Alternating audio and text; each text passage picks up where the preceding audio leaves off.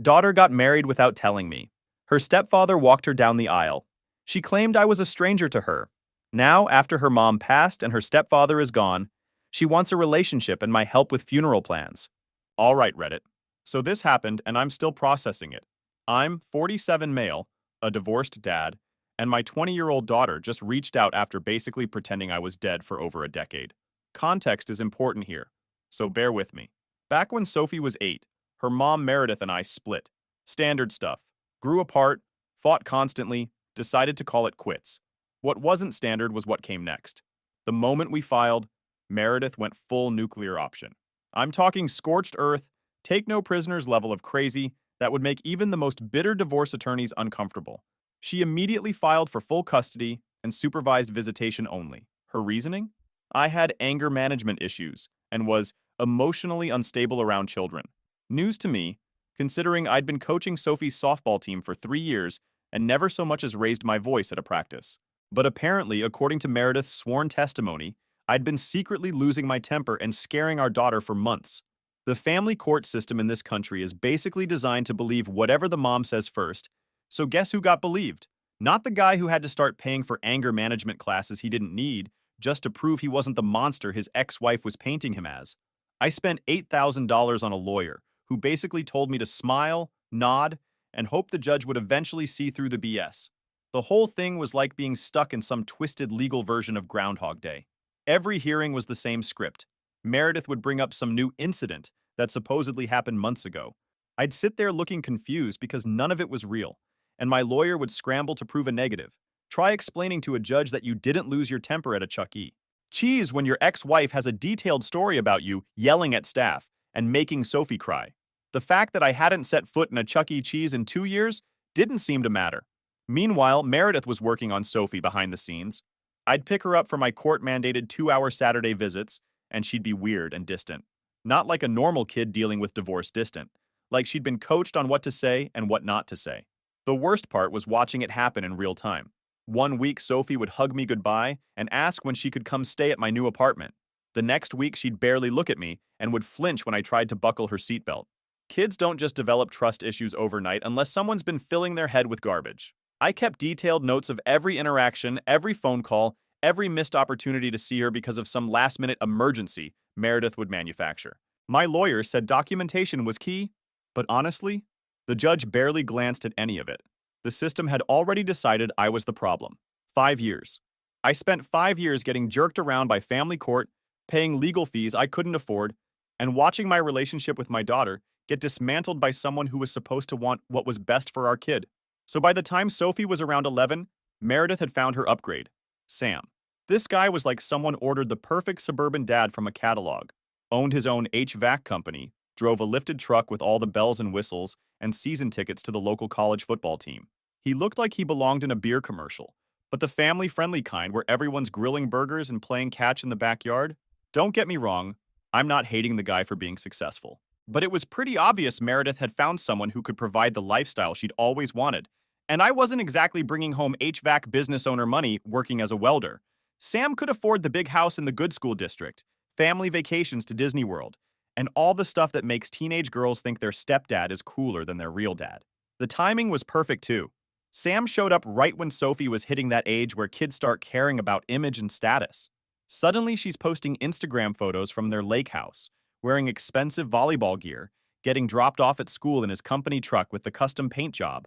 Meanwhile, I'm still driving a 2003 Honda Civic and living in a one-bedroom apartment because half my paycheck goes to child support and legal fees. Within 6 months of them getting serious, my already limited access to Sophie basically evaporated. Suddenly, every weekend I was supposed to have her, there was some conflict. Sam was taking her to see a baseball game. They had family plans. She was sick. There was always something. And my lawyer kept telling me to document it and be patient, because rushing back to court would make me look like the obsessive ex-husband.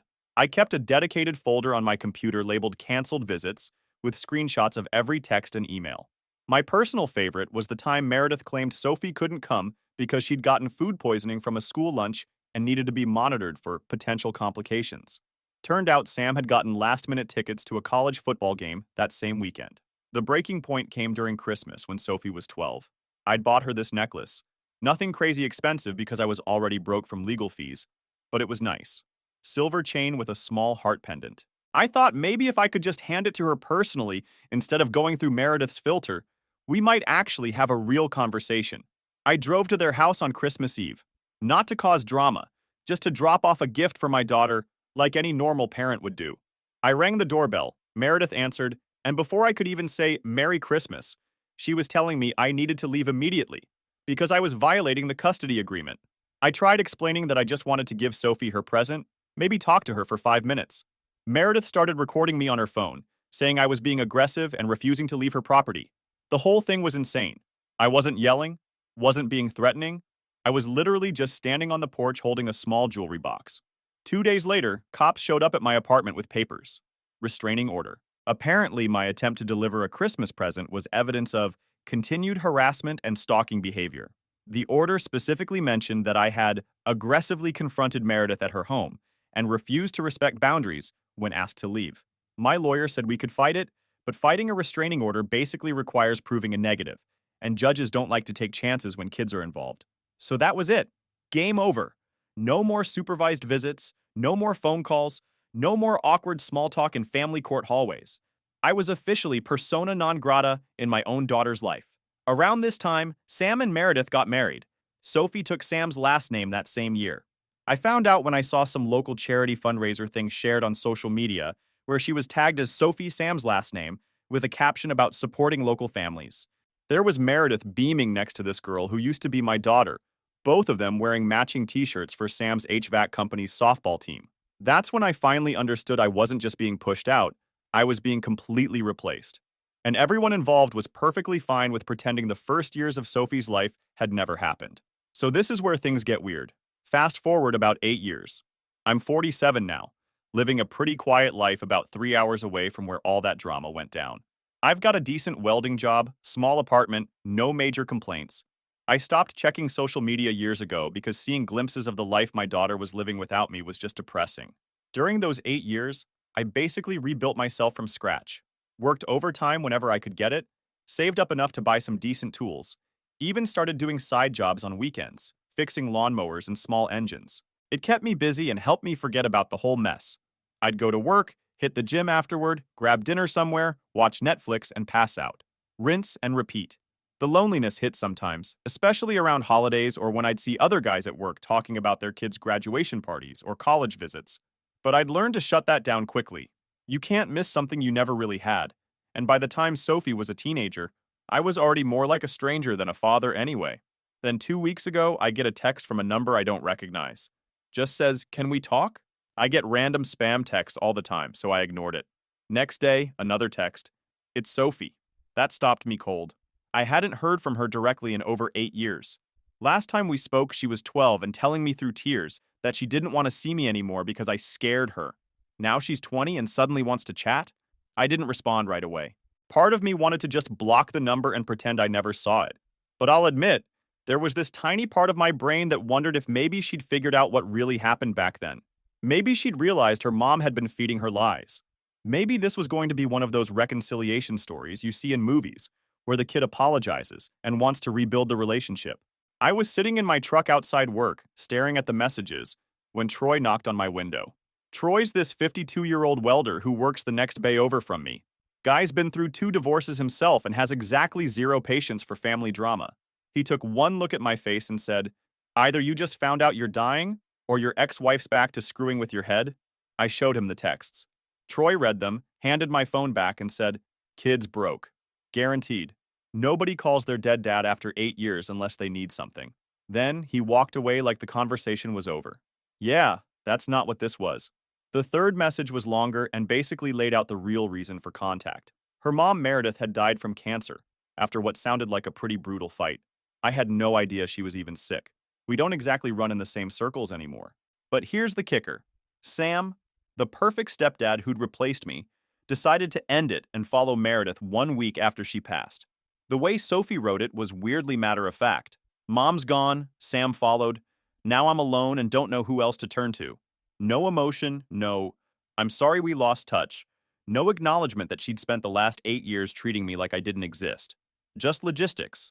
She needed help with funeral planning, estate stuff, probate court, next of kin laws. Basically, all the paperwork nightmare that comes with people dying. And apparently, I was the only person left in her life who might be able to help her figure it out.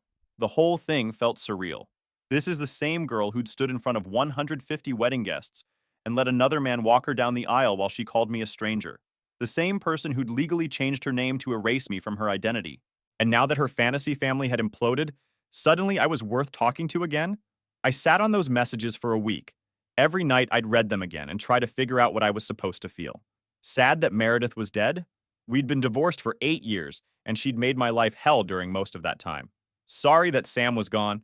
The guy had been perfectly happy to play replacement dad, while I got completely erased from the picture. Mostly what I felt was tired, and maybe a little bit like I was being used. Because this wasn't, Dad, I miss you and want you back in my life. This was, Dad, I need free legal advice, and you're the only sucker left who might help me. The thing is, I'd already grieved losing my daughter years ago, when she changed her name, when I saw those wedding photos, when I finally accepted that the system had let Meredith turn her into someone who genuinely believed I was dangerous. I'd already said goodbye to that relationship. And now she expected me to just jump back in and play cleanup crew for the mess left behind by the people who'd replaced me. After 8 years of radio silence? So I decided not to respond to her messages. Figured that would be the end of it. She'd get the hint and find someone else to deal with her problems. Apparently, my brother had other ideas. 3 days after I ignored the last message, my doorbell rings. I open it expecting Amazon delivery or maybe Jehovah's Witnesses, but it's my brother Ryan holding a box of grocery store muffins and wearing that expression guys get when they're about to stage an intervention. We haven't been super close in recent years. He knew about the divorce and custody mess but never really got involved, which I appreciated at the time. Now I'm wishing he'd kept that same energy. He walks in without being invited and starts right in with, "She's still your daughter," and "You have no idea what she's been through." I let him talk because I didn't feel like having this argument on my front porch where the neighbors could hear. Turns out Sophie had somehow tracked down Ryan's number and called him crying about how alone she was and how I was the only family she had left. Ryan ate it up completely. He's got 2 kids of his own, and I think he was projecting some kind of what if my kids needed help and couldn't reach me scenario onto this situation. But here's where it gets interesting. As Ryan is going through his whole speech about forgiveness and second chances, I start asking questions. Like, why isn't Sophie turning to Sam's family for help? She's been part of that family for like 6 years. Took their name, called Sam dad in public. Where are they in this crisis? Ryan gets uncomfortable and admits that apparently Sophie burned those bridges pretty spectacularly. Turns out while Meredith was dying, Sophie kept the whole cancer thing secret from extended family until basically the final 2 weeks. Nobody got to say goodbye, nobody knew how bad it was, and everyone felt blindsided when she died. But wait, it gets worse. While Meredith was in hospice, barely conscious, Sophie somehow managed to sell her grandmother's house behind everyone's back. This was Meredith's mom's place that had been in the family for 3 generations. Meredith's cousins thought they were inheriting it, but Sophie put it on the market and pocketed the money while her mom was literally dying. I don't know the legal details of how she pulled that off, but Meredith's side of the family lost their minds and cut Sophie off completely. Can't say I blame them. Then there's Sam's side. Apparently, his 2 adult kids from his first marriage had been having problems with Sophie and Meredith for months before any of this went down. They claimed Sophie and Meredith had isolated Sam from his family, wouldn't let him see his grandkids, and were basically controlling his whole life. The more Ryan talked, the clearer it became that Sophie hadn't just burned bridges, she'd napalmed them. According to what Ryan had pieced together from her phone call, Sam's daughter had actually tried to do an intervention about 6 months before he died. She'd shown up at their house with her kids, wanting to know why Sam never called anymore and why he'd missed 2 birthdays in a row. Sophie apparently answered the door and told her that Sam was too stressed to deal with family drama and that maybe they should give him space.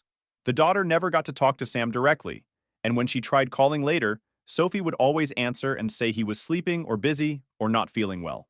After Sam died, his oldest son started making noise about suing because he thinks Sophie manipulated his dad into changing beneficiaries on insurance policies while he was grieving and emotionally unstable. According to Ryan, the son claims Sam was actually trying to write Sophie out of his will completely but died before he could finalize the paperwork. So now Sam's kids hate her, Meredith's family won't speak to her, and she's sitting on a bunch of money and property that half the people involved think she shouldn't have. And her solution is to reach out to the father she legally disowned and ask him to help her keep what she's got. I asked Ryan straight up, why exactly should I care about any of this? His answer was basically that Sophie was just a kid when all the custody stuff happened and didn't know what she was doing. But that excuse doesn't really work when you're talking about a 20-year-old adult who's been making calculated decisions about estates and property sales. She knew exactly what she was doing and is now dealing with the consequences. Ryan got frustrated when he realized I wasn't budging and started with the guilt trip about how Sophie was going to spiral, and I'd regret not helping if something happened to her. I reminded Ryan that this same person spent 8 years telling everyone I was essentially a deadbeat stranger who didn't matter. After Ryan left, I got a voicemail from Sophie. Totally different tone from the previous messages. She was pissed. Said something like, "Fine, stay out of it like you always have. Just know I'll tell everyone you let me drown." So now we're back to the same playbook from when she was a teenager. If dad doesn't do what I want, dad becomes the villain in the story. Some things never change. I blocked her number after that. If she wants something from me going forward, she can hire a lawyer like her mom used to do. Update. Hey Reddit, it's me again. Back with an update. Remember how I said I blocked my daughter's number and figured that was the end of it? Yeah, that was naive. Apparently, when you burn bridges with everyone else in your life, you get creative about dragging people back into your mess. About a week after I told my brother to stay out of it and blocked Sophie's calls, I got a letter in the mail that looked like one of those fake legal notices scammers send out. You know the ones. Urgent. Respond immediately or face serious consequences in bold letters across the top. Except this one was real. Court summons. I was being subpoenaed as a witness in a civil case involving Sam's estate. Apparently, his kids had followed through on their threat to sue Sophie over the inheritance stuff. I called my lawyer immediately because getting dragged into legal battles is exactly what I'd been trying to avoid for the past decade. We went through all the paperwork together, and that's when we found the real problem. Sophie had submitted a sworn statement to the court claiming that I'd been back in her life for months before Sam died. According to her version of events, we'd reconnected, and I'd been providing emotional support and guidance as she dealt with losing 2 parental figures. She made it sound like I was some kind of wise father figure, helping her navigate difficult family dynamics with grace and maturity. None of that was true. I hadn't spoken to her in 8 years before she texted me after Meredith died, and even then I'd ignored her messages. But now her legal team had put my name in court documents and submitted this fictional version of our relationship as part of their defense strategy. The really messed up part was how detailed her lies were. She claimed we'd had weekly phone conversations, where I'd helped her understand Sam's depression and given her advice about supporting him through his grief. She even said I'd suggested specific strategies for helping him cope with Meredith's illness.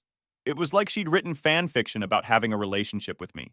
My lawyer filed an immediate motion to correct the record. We submitted timestamps from her texts, screenshots of blocked calls, and a formal statement that I'd had zero involvement in anything related to Sam, his estate, or any financial decisions. But the damage was done. I was now officially part of this case whether I wanted to be or not. The court scheduled a deposition and subpoenaed me to appear as a material witness. Thankfully, it was virtual, but I still had to take time off work and sit through 2 hours of questions about my non-existent relationship with Sophie. Sam's kids were on the call, and their lawyer asked pretty direct questions. How long had I been back in Sophie's life? What kind of conversations had we had about Sam's mental state? Had Sophie ever expressed concerns about being overwhelmed or needing help with decisions? All my answers were the same. I wasn't involved. I hadn't offered help. I wasn't there. But that's when some interesting details came out about what had actually been happening in that house. According to Sam's son, Sophie and Meredith had basically taken control of Sam's communication with the outside world during his final year. They were screening his phone calls, checking his email, and had convinced him that his own kids were trying to manipulate him financially. The son said Sam had become paranoid and withdrawn, talking about people trying to control him, and had actually contacted a lawyer about changing his will to remove Sophie as a beneficiary. That's when Meredith apparently threatened to leave him if he went through with it, and even said she'd expose some personal details about his past if he tried to sabotage Sophie's future. The paperwork never got finalized before Sam died, which is why Sophie inherited everything based on the previous version of his will. But here's the thing that really got to me. Sophie had used my name in her court filings purely for optics. She knew Sam's kids would come after her, so she figured if she could make it look like she had family support, especially from a biological parent, it would make her seem more sympathetic and responsible.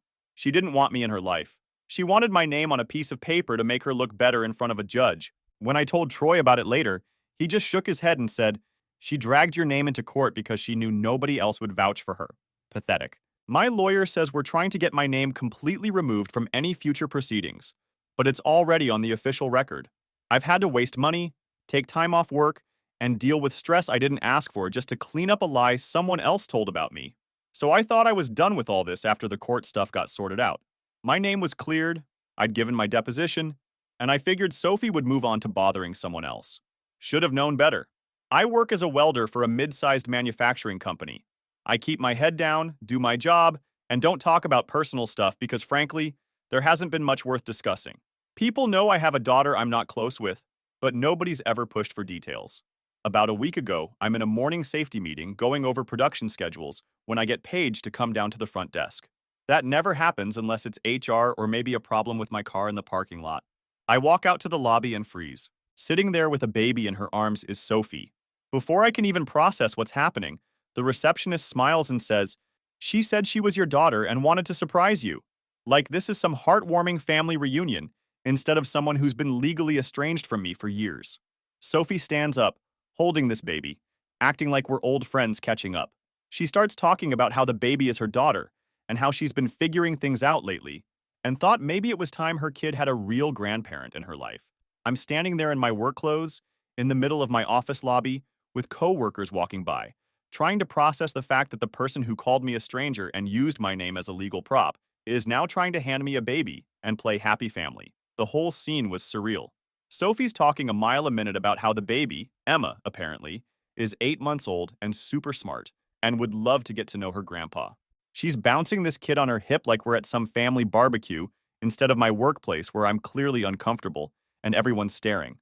I could see guys from my shift peeking around corners, probably wondering if this was some Jerry Springer episode about to go down.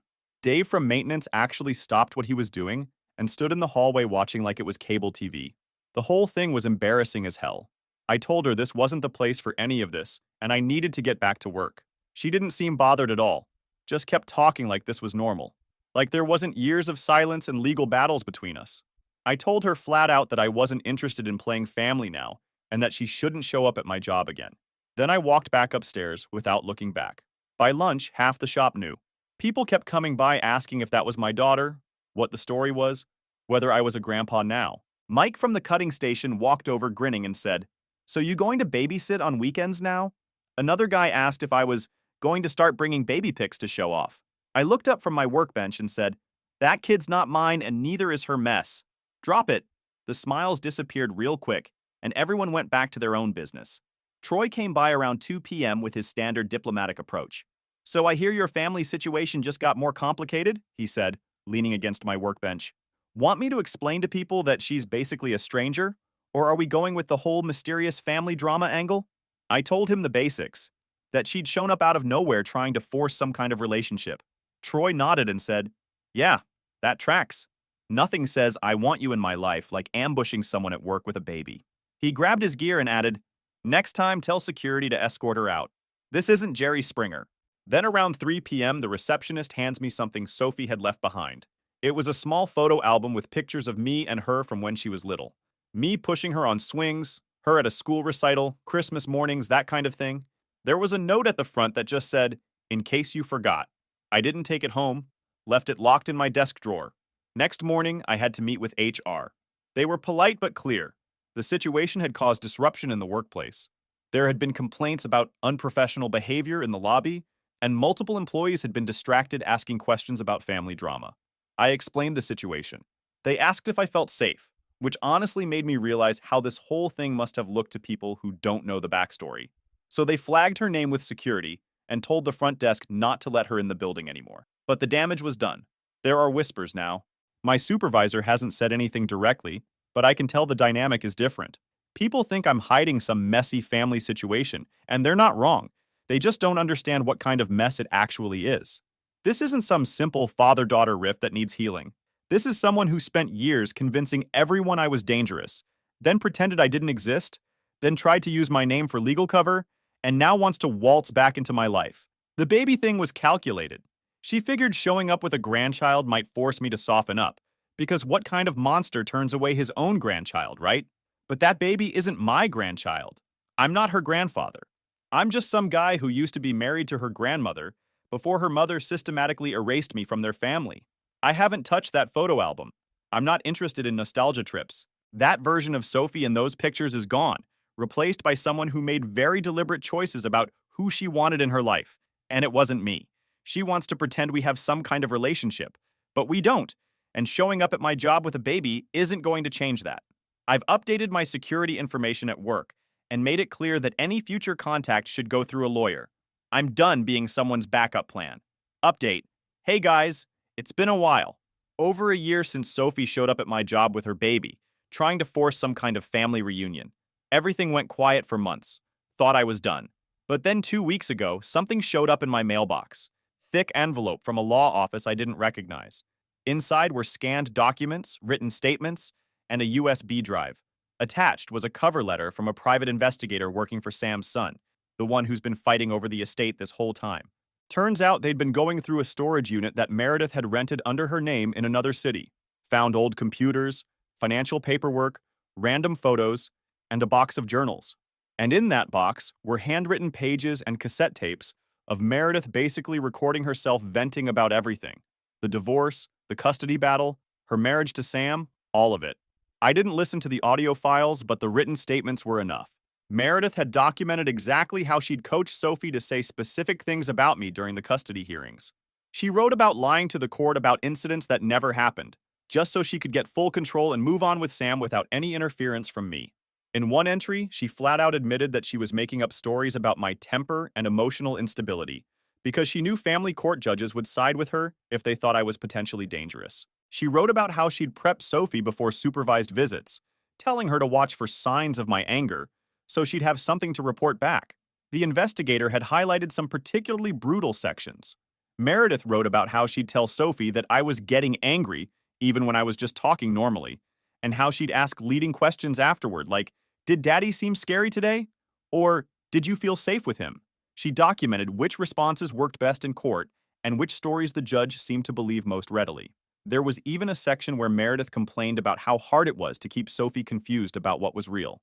She wrote about how Sophie would sometimes come home from visits happy and wanting to call me, and Meredith would have to remind her about the bad things I'd supposedly done to keep her properly afraid. But it gets worse. She also wrote about Sam, and how he wasn't initially on board with completely cutting me out of Sophie's life. Apparently, he thought it was too extreme, and that kids needed their biological fathers. So Meredith started working on him, slowly turning him against his own family and isolating him from his kids so that Sophie could eventually inherit everything he had. This lined up with what Sam's son had claimed during the lawsuit, that Sam had been planning to change his will, but never got the chance because Meredith used guilt, financial pressure, and threats to keep him in line. The investigator wanted to know if I'd testify in the appeal process for Sam's estate. I told him no. I'd already said everything I needed to say in my previous deposition. He asked if he could use that testimony again, and I said yes, but I wasn't getting more involved than that. 5 days ago, I got an email from Sophie, first direct contact in over a year. She said she'd been shown copies of her mother's journals and recordings. Said she didn't know what was real and what wasn't, whether her memories had been manipulated, or who anyone really was anymore. She asked if I'd meet with her to help her understand the truth, not to fix our relationship, not to rebuild anything, just to give her answers. I was sitting at my kitchen table reading this email when Troy knocked on my door. I'd called him over because honestly, I needed someone to tell me I wasn't crazy for wanting to ignore this. Troy read the email, handed my phone back and said, "Let me get this straight. She spent 8 years treating you like a dangerous stranger, showed up at your job with a baby trying to guilt trip you, lied about you in court, and now that Mommy's diary proves what you knew all along, she wants you to play therapist." I nodded. Troy shook his head and said, "Yeah, that's going to be a no from me, Chief. You know what she's really asking for? She wants you to forgive her without her having to actually apologize. She wants you to explain away 8 years of her choices because now she's uncomfortable with who she is." He grabbed a drink from my fridge and added, "Some people don't get closure. Welcome to the club." I didn't respond to her email. I'm not going to. Here's what I know. I spent years trying to be part of her life. I took every legal route available. I tried being patient. I tried writing letters. I even tried showing up to events I wasn't invited to, just to show support from the back of the room. Every single attempt got blocked, twisted, or used against me. She called me a stranger in court. She told people I was emotionally unstable. When she got married, she let another man walk her down the aisle and posted a caption calling him the only father I've ever had. I wasn't even mentioned. When she needed help after her fantasy family collapsed, I suddenly became useful again. But even then, it wasn't real. When that didn't work, she tried the baby angle, showing up at my workplace like some kind of ambush reunion. Now that the truth about Meredith has come out, she wants me to fill in the gaps. But that's not my job anymore. I didn't raise the version of Sophie that exists now. I wasn't allowed to. Meredith built that version, shaped her worldview, gave her the fake stories and the twisted loyalties. When the foundation finally cracked, I wasn't going to be the one crawling through the rubble trying to rebuild something I never had a hand in constructing. Sophie says she doesn't know what's real. Maybe that's true. But I know I was kept out. I know I was erased. I know I was only pulled back in when everything collapsed. And I know I was never seen as a father until it was useful to have one again. I'm not angry anymore. I'm just done. If she wants to know who her mother really was, she's got the journals. If she wants to know what happened with Sam's family, they've been talking. If she wants to know who I am, there are photo albums from when she was little that can remind her. And if that's not enough, she'll have to make peace with what she doesn't know. I didn't respond to her email. I won't. Some bridges, once burned, stay burned. And that's okay with me. She made her choices. She can live with them.